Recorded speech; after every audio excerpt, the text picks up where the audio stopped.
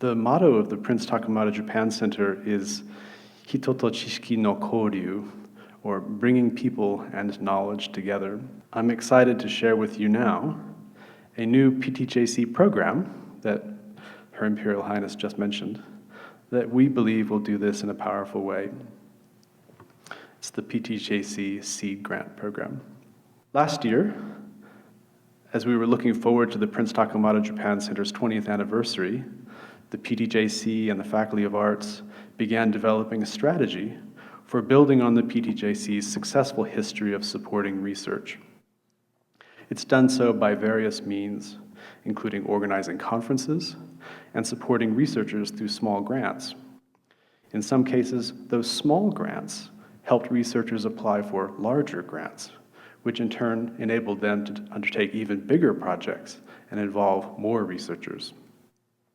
This led to all kinds of very productive complementary effects, and the researchers produced even more consequential research. To take advantage of this kind of virtuous sequence and catalyze truly consequential research, we developed the PTJC Seed Grant Program. The program aims to bring researchers from different fields and disciplines together so that they can discover new approaches and collaborative solutions to pressing challenges that Japan and Canada face. The programs provide support to international, interdisciplinary teams of researchers led by scholars from Canada and Japan so that they can conduct preliminary research and creative work that will help them build cases for large-scale research projects to be funded by national and international granting agencies. Thanks to inspired program design and vigorous championing by Dr. Xiaoting Li, who was serving as the Faculty of Arts Associate Dean Research, and Dr. Andre McDonald, who was serving as Associate Vice President, Strategic Research Initiatives and Performance. And thanks to very substantial support from the Faculty of Arts and the Office of the Vice President of Research and Innovation, the program is able to offer 5 grants of up to $50,000 each. Over the course of the winter and spring terms, the Grant Adjudication Committee carefully considered the inspiring and compelling applications that were submitted and selected 5 winning teams and projects. We're excited to share them with you now.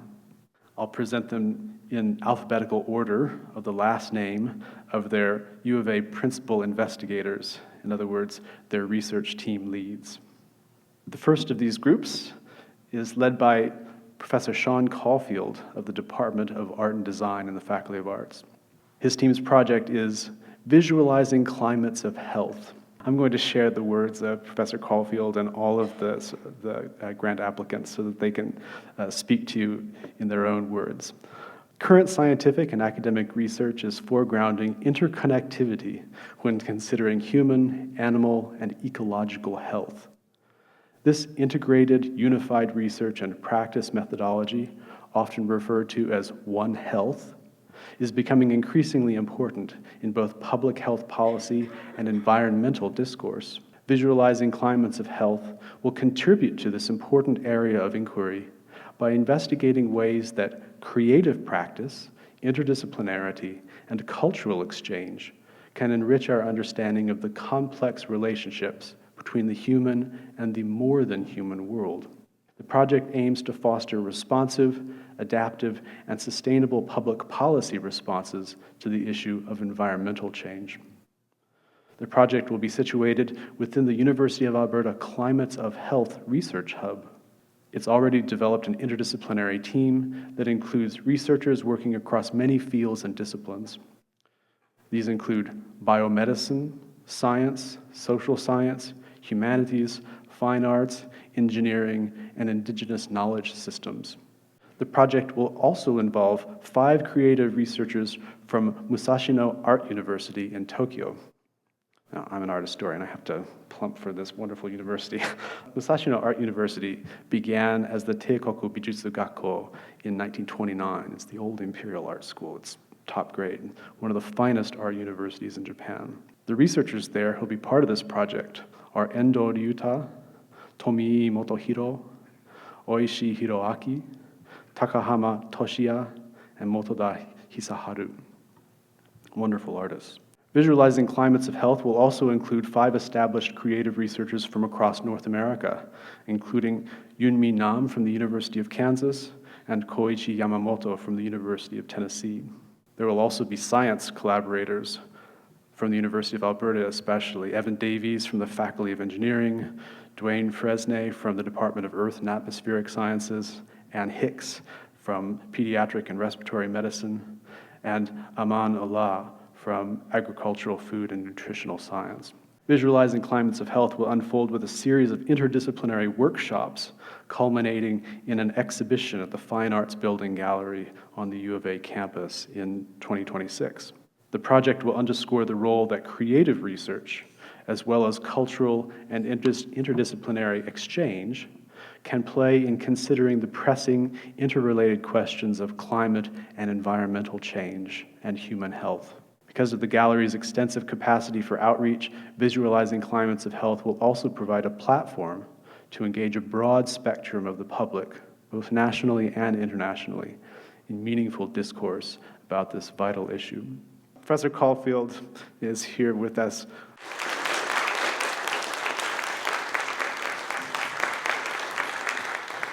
Seated right next to Professor Caulfield is Elena Glusman, lead researcher on our second project. She's an assistant professor in the Department of Art and Design and in the Media and Technology Studies program, a new program in the Faculty of Arts. Her team's research project is titled Centering Autistic Life Worlds in the Tojisha Kenkyu. In times of decreasing public trust in science, one lingering debate rests on whether and how biomedical science can incorporate the lived expertise of its research populations. This is relevant to considering the potential role of citizen science, as well as exploring alternative ways of knowing that center the health and well-being of disabled people.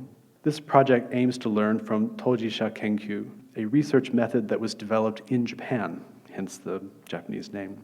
In this methodology, disabled people become researchers of their own conditions outside of biomedical frameworks. This project forges partnerships with the Tojisha Kenkyu Lab at the University of Tokyo, one of Japan's most distinguished universities, and in particular with the researchers Kumagaya Shinichiro and Sasaki Ayaya. Their research is piloting ways for Tojisha Kenkyu to work to inform and collaborate with traditional scientific approaches in autism research. Autism research is a particularly generative site of intervention, since it's been heavily critiqued by autistic people for failing to understand or investigate autistic capacities. Cultivating Tojisha Kenkyu practice at the University of Alberta offers a radically inclusive and flexible process through which to reconsider what health is, from the lived perspectives and Tojisha Kenkyu of disabled people themselves, including autistic people. This project represents first steps towards a SSHRC-funded formation of a national Canadian network of research and researchers through which to practice Tojisha Kenkyu. SSHRC is one of the 3 tri-council agencies in Canada that fund advanced research. This is at the national level, the Social Sciences and Humanities Research Council. The project contributes to the expansion of an international network that originates in Japan and brings it to Canada.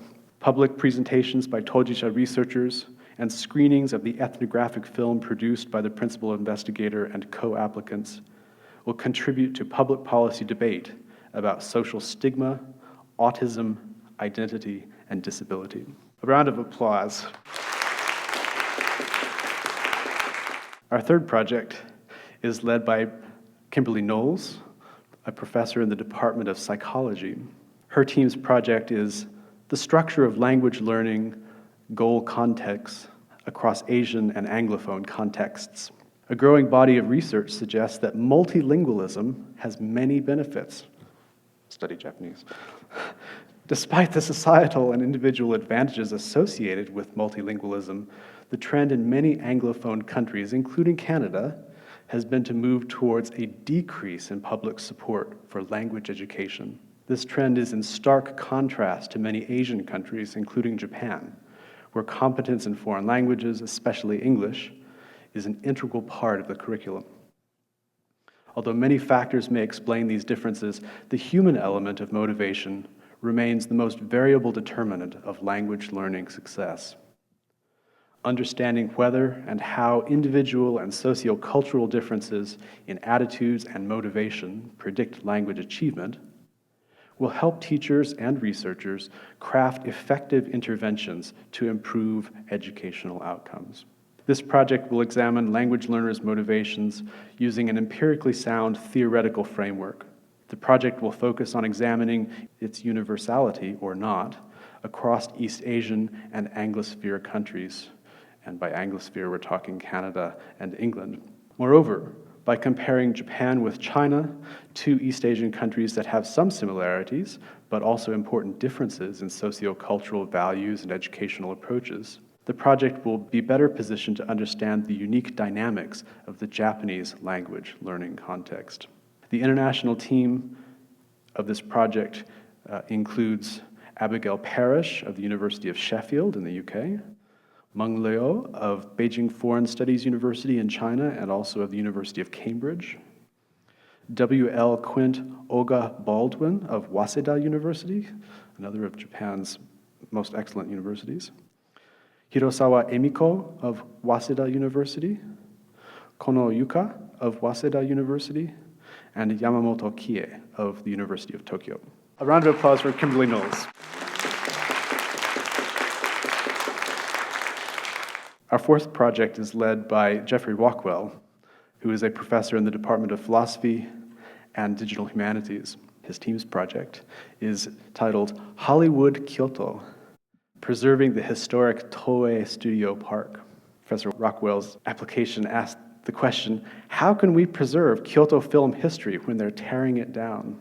The Toei Studios Park has been an essential part of the history of Japanese film ever since 1926, when the Uzumasa studio was built on the site. After the Great Kanto earthquake of 1923, when Tokyo studios were damaged, there was a shift in the Japanese film industry from Tokyo to Kyoto, making Kyoto briefly the Hollywood of Japan. Toei eventually developed unique Edo-era street sets that were used for decades to film Japanese period dramas, or jidaigeki, and for cosplay, costume play, where fans, dressed as popular characters from games, manga, and anime, gather and pose for photographs. These Toei sets are historical in two senses. First, they present Edo-era spaces that are characteristic of a certain representation in Japanese culture that carried over to video games and other media. And second, they were important to film history, as they appeared in many period dramas over the last half century. I've watched many of those dramas with my father-in-law. They're marvelous. Unfortunately, the Edo streets of the Toei Studio Park have recently been torn down to make for a redevelopment of the site. This project's collaborators at Recipients University in Kyoto got emergency access to the Toei Studios Park and took over 7,000 photographs before the demolition took place. These photographs can now be used to document the site and reconstruct it with a 3D high-resolution model. Kyoto Hollywood is a collaboration between the University of Alberta and Recipients University. The project will use digital humanities methods to extend the documentation of the Toei Studios and Park so as to preserve information on the sets that have been demolished and preserve their history. The project will create a high-resolution 3D model that researchers and teachers can use online. It'll be annotated. It'll be a virtual model of this Edo period street movie set or set of sets. The team will use the images that were taken before the demolition and photogrammatic processing technologies and the Unreal Engine 5. It's very high-tech. Lots of AI, apparently. The project will also begin to document the films that used those sets, developing a prototype online database. The project will interview employees of the park and scan documents that they have, a kind of oral history and material history. Moreover, the project will develop a bilingual English and Japanese website that documents the Toei sets and all of this associated information. The project will negotiate permissions so as to deposit these materials that are gathered for preservation. And it will organize an online symposium for film historians, digital humanists, and film fans around the project. Please join me in a round of applause.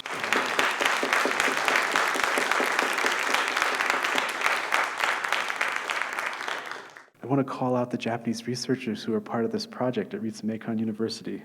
I've met a number of them because they are part of the university delegations that have visited the University of Alberta just a few months ago and on multiple other occasions. And since they publish in English, I'm going to use the English word order for their names. Akinori Nakamura of Recipients University, Keiji Amano, Norihiro Yamaguchi, and Koichi Hosoi. Marvelous scholars. And they'll be joined by scholars here at the U of A, Professor Rockwell, Eleni Strulia of the Department of Computing Science, and Eric Kaltman of History and Digital Humanities. Our fifth Seed Grant project, now funded, is led by Dr. Caitlin Watson, who is an assistant professor in the Faculty of Pharmacy and Pharmaceutical Sciences. Her team's project is Navigating Generosity, exploring the impacts of donated medicines and health emergencies to resource-limited countries. Donations of medicines is a common relief effort undertaken after natural and environmental disasters, such as wildfires. However, the concept that any donation is a good donation often does more harm than good. Inappropriate donations of medicines can put an unexpected and unneeded burden on the recipient country, requiring them to sort, manage, store, and dispose of expired and inappropriate medicines.